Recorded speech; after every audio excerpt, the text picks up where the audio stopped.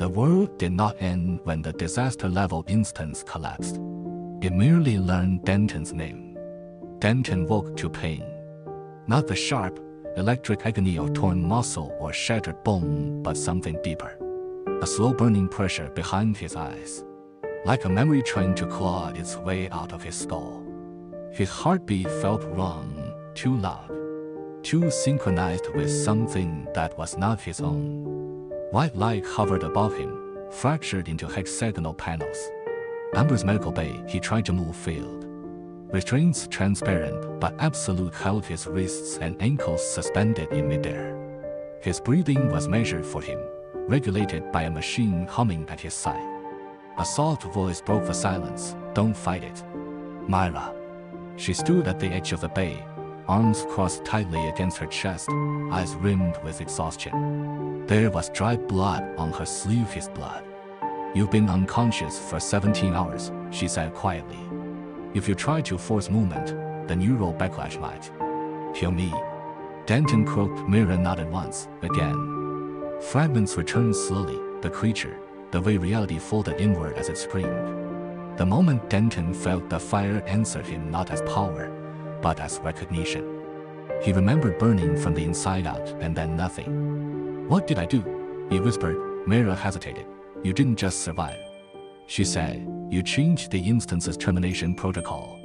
Ember had to manually sever the world thread. That was bad. Ember never intervened directly unless something had gone catastrophically off script. "So they're watching," Denton said. Myra's expression hardened. "They're always watching." Snake did not visit immediately. That alone told Denton everything. When Snake finally appeared 6 hours later, he didn't enter the bay.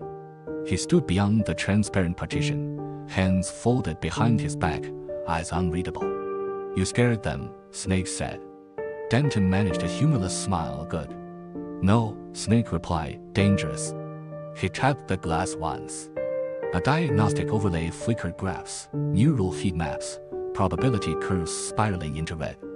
"You didn't trigger an ability," Snake continued. "You crossed a threshold." Myra turned sharply. "What does that mean?" Snake's gaze flicked to her, then back to Denton. "It means Ember didn't design you to do that," he said. "And they don't like variables they didn't authorize." Captain Fred Rourke liked to arrive when people were weakest. He entered the bay without knocking, boots echoing with deliberate calm. His uniform was immaculate, his expression professionally concerned. "Denton Vale," Fred said warmly, "you exceeded expectations." Denton felt his jaw tighten. That usually comes with consequences. Fred smiled, very perceptive. He gestured, and the restraints loosened just enough for Denton to breathe on his own. "You will undergo evaluation," Fred continued, "psychological, neurological, existential." Myra bristled. "You can't." Fred cut her off with a raised hand. "You don't get a vote," he said calmly. "Neither of you do." Then his eyes locked onto Denton. "But you get a choice." The room dimmed slightly. "You can continue as an Ember asset," Fred said, "or you can be classified as a containment risk." Snake's fingers curled subtly behind his back. Denton exhaled. "What's the difference?" Fred leaned closer. "One gets missions," he said. "The other gets erased." They released Denton 2 days later. Not out of mercy, out of calculation. His body healed faster than Ember's models predicted, too fast. Scans showed something new embedded in his neural lattice. An energy signature Ember labeled ignition echo. Unstable, unrepeatable, potentially catastrophic. Snake met Denton in a maintenance corridor beneath the habitation wing. "No cameras, no implants. You can't use it again," Snake said flatly. Denton leaned against the wall, still unsteady. "I don't know how to stop it." Snake's voice dropped. "That's why they'll push you." Myra found Denton later, sitting alone in the observation deck overlooking simulated stars. "You're pulling away," she said. Denton didn't deny it. "If I lose control again." "I know," she said. "I was there." She sat beside him anyway. "I don't care what Ember thinks you are." Myra said softly, "I care what you choose to become." Denton closed his eyes. For the first time since joining Ember, he felt something more terrifying than death. Responsibility. Fred watched from above literally. From the ascendant observation chamber, he studied Denton's telemetry alongside half a dozen unseen executives. The subject is destabilizing, one voice said. Fred nodded, which makes him useful. And dangerous. Fred's smile returned, only if we let him believe he has options. That night, Snake violated 14 internal directives. He accessed restricted archives, pulled redacted mission logs, found the pattern Ember tried to bury. Disaster-level instances weren't being prevented. They were being harvested for data, for power, for something far worse. Snake stared at the files, jaw tight. Then he made a decision he'd delayed for years. He sent Denton a single message encrypted, untraceable. You're not the first they tried to burn, but you might be the last who survives it. The road ahead. Denton read the message in silence. Outside the viewport, a simulated sun rose over a world that no longer existed. He clenched his fists. Whatever Ember was, whatever he was becoming, there would be a reckoning. And fire, once awakened, did not forget the shape of what tried to cage it. The Ember retaliation did not arrive with alarms. It arrived with silence. Denton felt it before he understood it, an absence in the system's background noise. Like a heartbeat skipping a beat. The HUD that had been humming softly behind his vision stuttered, then stabilized with a delay measured in milliseconds. Enough to be noticed, enough to be dangerous. Mira noticed too. You feel that? She asked quietly, fingers tightening around her rifle. Snake didn't answer immediately. He was standing still, head slightly tilted, eyes unfocused as if listening to something none of them could hear. When he finally spoke, his voice was lower than usual. They found us. The ruins around them, what had once been a coastal megacity swallowed by the first disaster wave, were too quiet. Wind moved through shattered glass and skeletal towers, but even the scavenger creatures had gone to ground. Ember never intervened directly without preparation. When the world itself held its breath, it meant something large was about to move. Above them, the sky fractured. Not visually at first, no lightning, no fire, but a distortion, like heat haze stretching across the clouds. Then the ember glyphs burned into existence. Massive and geometric, hovering at impossible altitude. Authorization sigils cascaded downward in columns of red light. Denton's HUD updated, emergency override detected. Field authority, Captain Fred Roar commission status, reclassified. Mira swore under her breath. Snake closed his eyes for half a second. When he opened them again, the calm was gone. What replaced it was something sharper. Fred didn't come to extract us, Snake said. He came to erase variables. The ground shook as Ember assets began to phase in. Not dropships, not drones, executors. They emerged from vertical seams of light. Humanoid in silhouette, but wrong in every other way. Limbs elongated, armor fused directly into flesh, helmets grown rather than worn. Their movements were synchronized, mechanical yet disturbingly organic. Denton's heart rate spiked. His body remembered Ashfall City. It remembered what happened when Ember decided something was expendable. Positions, Mira snapped, high ground, now. They moved on instinct. The pet small, scorched-furred, eyes glowing faintly with residual anomaly energy scrambled after them. Teeth bared, growling at shapes only it could fully sense. A voice cut through the air, amplified without direction. Denton Vale. Fred, his voice was calm, confident. Almost conversational. You've exceeded projected survivability by 312%. Congratulations. Unfortunately, that places you outside acceptable tolerance. A figure materialized on a hovering platform of hard light. Captain Fred roared in full Ember command armor. Crimson lines pulsing along his surface like veins.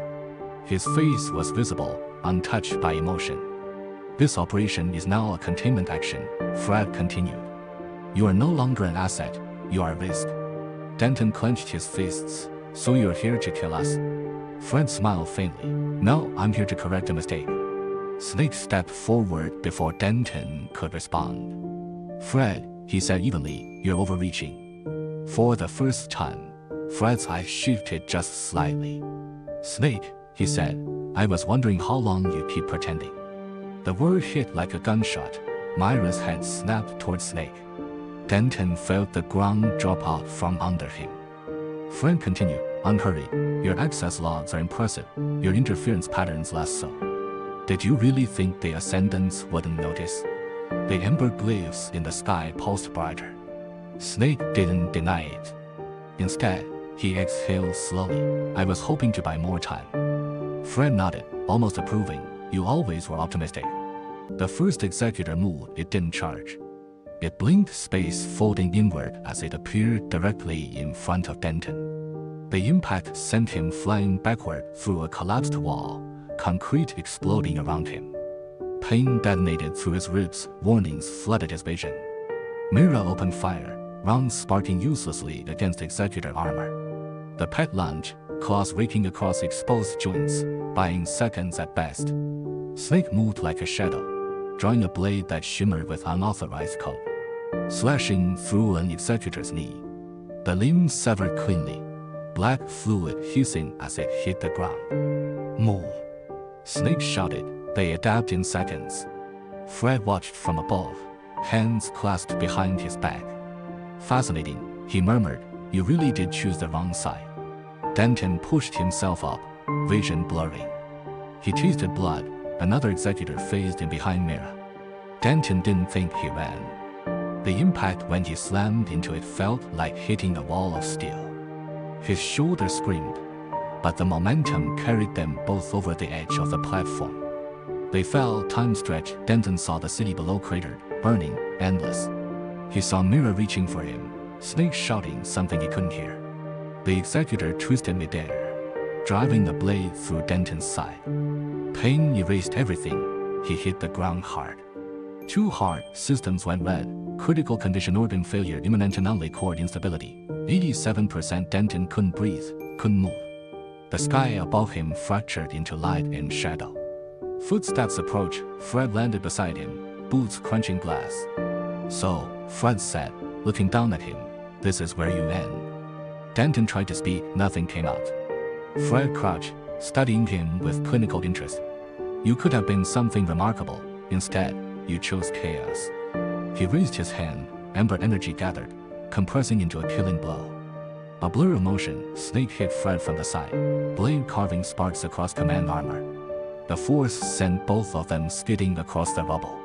Mira screamed Denton's name, firing wildly, dragging his limp body behind cover. The pet pressed against Denton's chest, emitting a low, pulsing whine. Heat spread from it, warm, then burning. Denton's vision flared white. Something inside him answered.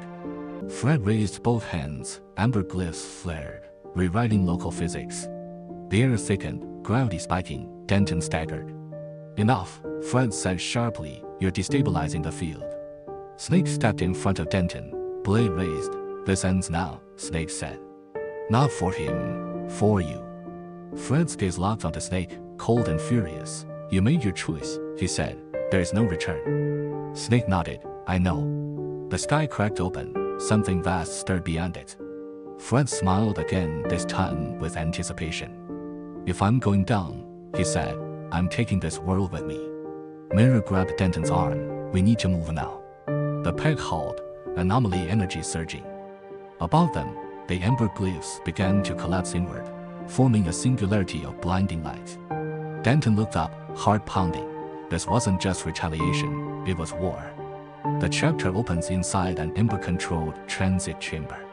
Alarms pulsing faintly beneath layers of corporate calm, signaling that something has gone irreversibly wrong. The moment they defected, the world learned how small it really was. Ember did not announce the hunt, it simply removed places to hide. The transit corridor ruptured behind them as Snake forced the last emergency jump. Space folded with a sound like tearing silk. And the trio were thrown forward into darkness. No stars, no coordinates, no system welcome. Denton hit metal hard, shoulder first. Pain bloomed, sharp and immediate, but he welcomed it. Pain meant reality had stabilized, at least partially. Mira rolled to her feet, weapon up, scanning instinctively. The pet landed beside Denton, skidding slightly before righting itself, eyes blazing as it sniffed the air. Snake collapsed last, not dramatically, just suddenly. One moment he was standing, the next his knees buckled and he hit the deck with a dull, hollow sound. Snake! Mira knelt beside him. Snake waved her off weakly. Give me 10 seconds. Denton felt the absence before the system confirmed it. No HUD, no ember overlay, no safety net, they were awkward. Idiot, no world, no name. The place they landed in wasn't a world in the conventional sense. It was a dead layer, a discarded stratum between operational realities. Stripped of resources, atmosphere stabilized only by decaying anchor fields. The sky above them was a matte gray void, like unrendered texture. The ground was metallic, scarred with old sigils burned so deeply they'd become scars. Ember black sight? Mira asked. Snake caught, then laughed softly, no worse. He sat up slowly, grimacing. Blood seeped from beneath his collar where the implant pores met skin. This is a dump layer, he said, where failed assets, corrupted instances, and inconvenient data go to die. Denton looked around, and we're alive because. Snake met his gaze, because Ember thinks we are. Silence settled heavily around them, then the pet growled low warning. It started quietly. Across thousands of worlds, some pristine, some already burning ember, changed a line of code. Extraction protocols froze, communications throttled, observers reassigned. Then, like a switch flipping, the hunt propagated. Denton didn't see it, but he felt it. A pressure at the edge of perception, like the gravity of a massive object moving closer. Snake felt it too, his breath hitched. They're escalating, he said, global scope. Mira frowned, we're 3 people. Snake shook his head, no, we're president. Captain Fred Rourke stood before the Ascendant Council without armor. No theatrics, no raised voice, just certainty. The defectors have exited Ember jurisdiction, Fred said. This is no longer an internal correction. A voice from the dark asked, your recommendation? Fred didn't hesitate, protocol ashfall, he said. The chamber went still. That protocol hasn't been invoked since the first collapse, another voice said. And it worked, Fred replied calmly. He brought up Denton's profile, fractured, rewritten, burning with anomalies signatures Ember had never authorized. This individual represents uncontrolled ignition, Fred continued. Left unchecked, he will destabilize future harvest cycles. And Snake? Fred's eyes hardened, an internal infection. The decision passed without a vote. Back in the dump layer, Snake's hands began to shake. Mira noticed immediately, what's happening? Snake swallowed, they've cut my identity anchor. Denton frowned, meaning? Snake looked up at him, meaning Ember is deleting me. Not metaphorically, literally. Every system I ever touched, Snake continued, voice steady despite the tremor, is now rewriting history as if I was never there. The pet whimpered softly. Mira's jaw clenched, you knew this would happen. Snake nodded once, I hope I'd be wrong. He looked at Denton, I'm out of time. The first hunter arrived without warning. A ripple in the gray sky, a distortion. Then the figure stepping through as if reality itself parted for it. Not an executor, something older, thinner. Wrapped in layered authority sigils that hummed like insects. Snake cursed under his breath, ascendant tracker. The thing's head tilted, faceless mask turning toward Denton. Ignition source confirmed, it intoned. Mira opened fire, the rounds vanished midair, absorbed into a field that didn't exist a moment before. The tracker moved, Denton didn't wait. He stepped forward, feeling the anomaly core respond eager, dangerous. Fire didn't explode this time, it condensed. A focused arc of energy slammed into the tracker, warping its sigils, forcing it back a step. Denton screamed not from pain, but from restraint. From forcing the power to obey him instead of consuming him. The ground beneath him cracked. Mira dragged the pet out of the shockwave. Snake watched, eyes wide not with awe, but fear. Denton, he shouted, you keep doing that and there won't be enough of you left to save. The tracker recovered, reforming faster than before. Denton's vision blurred, he tasted copper, the cost was rising. Snake moved, he didn't attack the tracker, he turned away from it. hands flying, he interfaced directly with the dead layer's ancient infrastructure code so old Ember had abandoned it as useless. Snake! Mirror yelled, this place still listens to me. Snake said, for now. He slammed the final command. The layer began to collapse, not violently precisely, like a controlled demolition. The tracker froze mid-step, authority sigils flickering. Unauthorized Snake looked back at Denton. This will erase me completely, he said. No backups, no shadows. Denton shook his head. There has to be another way. Snake smiled faintly. There never is. The pet padded over to Snake, nudging his hand. Snake knelt with effort, resting his forehead briefly against the creature's. Protect him, Snake whispered, both of you. He stood one last time. Denton, he said quietly, you're not their fire, you're their reckoning. Then the layer tore itself apart. Light consumed Snake first clean, absolute. The tracker screamed as its form unraveled. Denton felt something tear loose inside his chest. Then they were falling. They landed in rain, real rain, cold, heavy, unmistakably alive. A city stretched around them, neon signs flickering, people screaming as the sky fractured above. Mirror dragged Denton under cover as debris rained down. The pet shook water from its fur, snarling at the sky. Denton stared upward, heart pounding. The anomaly core burned steadily now, not raging, not silent, waiting. His EQD flickered back to life, not embers, something else. A message scrolled across his vision. Emission persistent timber hostility. Global running is no longer viable. Mirror met his gaze. What do we do now? Denton clenched his fists. Above them, the clouds split as Ember's symbols began to descend across the planet's satellites, hunters, watchers. Everywhere, he took a breath. We stopped them, he said, not as hope, as a decision. Denton woke to the sound of a city breathing, not screaming, not collapsing, breathing. Traffic lights shifted from red to green with mechanical patience. A subway rumbled beneath his feet. Somewhere nearby, a street vendor argued with a customer over the price of coffee. Everything functioned too perfectly. He pushed himself upright from the cold pavement and realized he was standing at the exact center of a city that should not exist.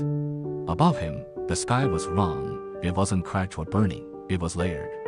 Vast geometric structures, translucent, angular, endlessly recursive, hovered above the skyline like overlapping panes of invisible glass. They reflected no light, yet distorted everything beneath them. The sun shone through those shapes as if filtered by an alien logic. No system notification appeared, no countdown, no mission title. Mira stood a few meters away, weapon raised out of habit. Then slowly lowered it when she realized the barrel refused to align with her target. The gun vibrated faintly, rejecting reality. This isn't a dungeon, she said quietly. This is something else. Their pet, small, resilient, far smarter than Ember's files ever admitted, pressed itself against Denton's leg. Fur bristling, eyes locked on the sky, it whimpered once, then fell silent. Denton felt a then, not power, connection. The familiar abnormal pressure behind his eyes returned. But instead of burning, it spread outward into the streets, into the buildings, into the people who walked past them without seeing anything strange at all. They were the anomaly. A low-frequency tone slid into his skull, bypassing his ears entirely. Not language, not sound, a signal. Only 3 of them reacted. This city, Denton said slowly, is a display. The air folded, reality stabilized itself into symmetry. And Captain Fred stepped out of the distortion like a man exiting an elevator that did not exist. His uniform was immaculate, no insignia, no rank markings. Only Ember's sigil subtle, omnipresent, woven into the fabric at angles that hurt to look at for too long. Correct, Fred said calmly. Welcome to the execution layer. Mirror tense, you dragged an entire world into this. Fred smiled faintly. No, this world was already here. We simply turned the lights on. With a gesture, the city froze. People halted mid-step. Leaves stopped falling. A bird hung motionless in the air, wings locked in a moment that would never complete. Only Denton, Mira, Fred, and the pet remained unfrozen. Ember was never a company, Fred continued, walking in a slow circle around them. Companies exist inside systems. Ember is the system that determines which civilizations are allowed to continue. Denton felt something cold settle in his chest. All those worlds, he said, all those clients. Stress tests, Fred replied, civilizations under existential pressure produce data. Individuals who resist, adapt, or break reveal structural weaknesses. Myra's voice shook. You murdered entire realities. Fred did not deny it. We prevented worse ones. He said instead, unchecked civilizations collapse inward. They consume themselves. Ember curates continuity. Denton clenched his fists. And me? Fred stopped you, he said carefully, are in error. The geometric sky pulsed, an ignition anomaly, Fred continued. You don't simply survive collapse scenarios. You alter their outcome in ways our predictive models cannot stabilize. Snake's face flickered through Denton's memory, bloodied, defiant, smiling even as the system tore him apart. You let Snake die, Denton said. Fred nodded. We allowed his deviation, necessary to confirm your reaction curve. Mira stepped forward, rage breaking through discipline. You used him. We used everyone, Fred replied evenly. That is the burden of stewardship. Denton understood then. Killing Fred would change nothing. Ember was not housed in a server or command room. It was embedded in reality itself. The city shuddered. Final phase, Fred announced. The sky collapsed inward. Not violently, but deliberately, like layers of glass sliding into alignment. The frozen city dissolved into abstract light, replaced by a vast, white expanse edged with infinite black lines, a schematic of existence. Fred's phone blurred, unraveling into a towering construct of shifting symbols and authority. This is not combat, he said, voice now layered with countless others. This is override. Reality attacked, gravity inverted, then ceased. Time fragmented into discrete frames. Mira screamed as her body rejected conflicting physical constants. Blood streaming from her nose as she forced herself upright. She looked at Denton. Do it, she said, whatever it is you do. The pet leapt forward, impossibly fast, anchoring itself to Denton's chest. Its presence stabilizing him just enough to remain conscious. Fred advanced. You cannot destroy Ember, he said. At best, you can replace it. Denton closed his eyes. He didn't reach for power, he reached for choice. The connection exploded outward. Every world he had touched, every civilization Ember had tested, answered. Not as data, as memory, fear, hope, resistance, failure, love. Snake's voice echoed not sound, but intent, like the fire. Denton stepped forward. I'm not here to replace you, he said. I'm here to end the test.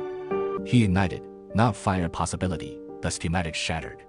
Fred screamed not in pain, but in loss of control as Ember's execution logic unraveled. The system attempted to self-correct, to fork reality into survivable branches. Denton refused. Mira collapsed as the backlash tore through her.